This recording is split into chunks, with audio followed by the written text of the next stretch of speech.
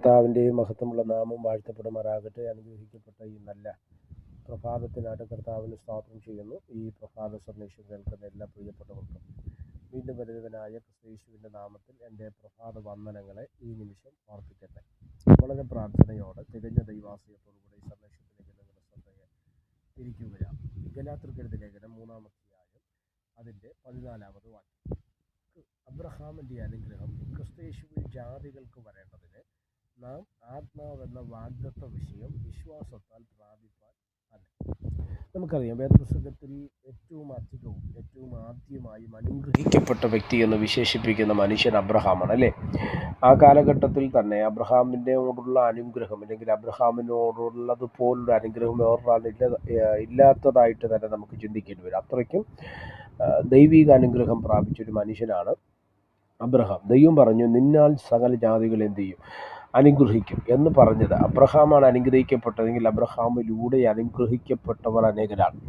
എന്നാൽ പുതിയ നിയമ ദൈവമക്കളോട്, അല്ലെങ്കിൽ പുതിയ നിയമ ഇസ്രായേലിനോട് പൗലോസ് അപ്പോസ്തലൻ ഈ വാക്ക് ഉദ്ധരിക്കുന്ന സമയത്ത് എങ്ങനെ നിങ്ങൾക്ക് അബ്രഹാമിൻ്റെ അനുഗ്രഹത്തെ പ്രാപിപ്പാൻ കഴിയും? അപ്പം നമുക്കറിയാം, നമുക്കെല്ലാവർക്കും അബ്രഹാമിനെ കുറിച്ച് പഠിക്കുകയും മനസ്സിലാക്കുകയും വായിക്കുകയും ചെയ്യുന്നവർക്കെല്ലാവർക്കുമുള്ള, ഞാൻ ഉൾപ്പെടെ ഈ സന്ദേശം കേൾക്കുന്ന നമുക്കെല്ലാവർക്കുമുള്ള ഒരു ആഗ്രഹമാണ് അബ്രഹാമിനെ പോലെ അനുഗ്രഹിക്കപ്പെടുക എന്നുള്ളത്.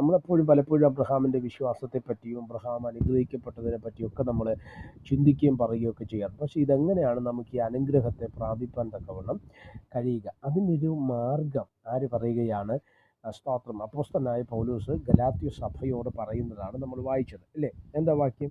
അബ്രഹാമിൻ്റെ അനുഗ്രഹം ക്രിസ്തുയേശുവിൽ ജാതികൾക്ക് വരേണ്ടതിന്, ജാതികൾ മീൻസ് നമുക്ക് വരേണ്ടതിന് നാം ആത്മാവെന്ന വാഗ്ദത്ത വിഷയം വിശ്വാസത്താൽ എന്ത് ചെയ്യണം? പ്രാപിക്കണം. ശ്രദ്ധിക്കുക, പഴയ നിയമത്തിൽ ന്യായപ്രമാണം അനുസരിച്ച് ജീവിച്ച അബ്രഹാമിനൊരു നന്മ കിട്ടി. എന്നാൽ പുതിയ നിയമത്തിൽ ഈ നന്മ എങ്ങനെ നമ്മുടെ അടുക്കൽ, അബ്രഹാമിൻ്റെ അനുഗ്രഹം എങ്ങനെ നമ്മുടെ അടുക്കൽ വരും എന്നതിനൊരു സ്തോത്രം മുഖാന്തരം, ഒരു വഴി പറയുകയാണ്. ആ വഴിയാണ് ആത്മാവെന്ന വാഗ്ദത്ത വിഷയത്തെ എന്ത് ചെയ്യുക?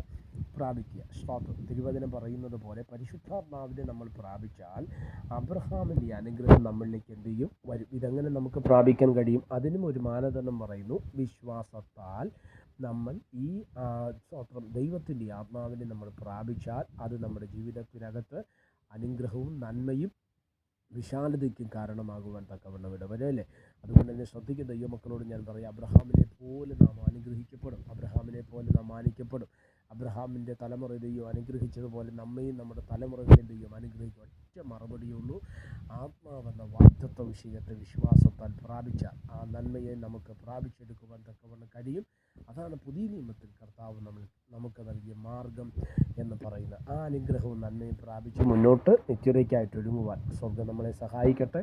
പ്രാർത്ഥിക്കാം. പരിശുദ്ധനായ ദൈവമേ, സ്വർഗീയ പിതാവേ, സന്ദേശത്തിനായിട്ട് സ്തോത്രം ചെയ്യുന്നു. അബ്രഹാമിൻ്റെ അനുഗ്രഹം ഞങ്ങളിലേക്ക് വരപ്പെടുവാൻ തക്കവണ്ണം ആത്മാവെന്ന വാഗ്ദത്ത വിഷയത്തെ വിശ്വാസത്താൽ പ്രാപിച്ചുകൊണ്ട് മുന്നോട്ട് പോകുവാൻ സ്വർഗ്ഗം ഇടവരുത്തിയാട്ട്. അതിനായി ഞങ്ങളെല്ലാവരെയും ഒരുക്കും. മഹത്വം അങ്ങേക്ക് യേശുവിൻ നാമത്തിൽ തന്നെ. എല്ലാവരെയും ദൈവം അനുഗ്രഹിക്കട്ടെ. God bless you.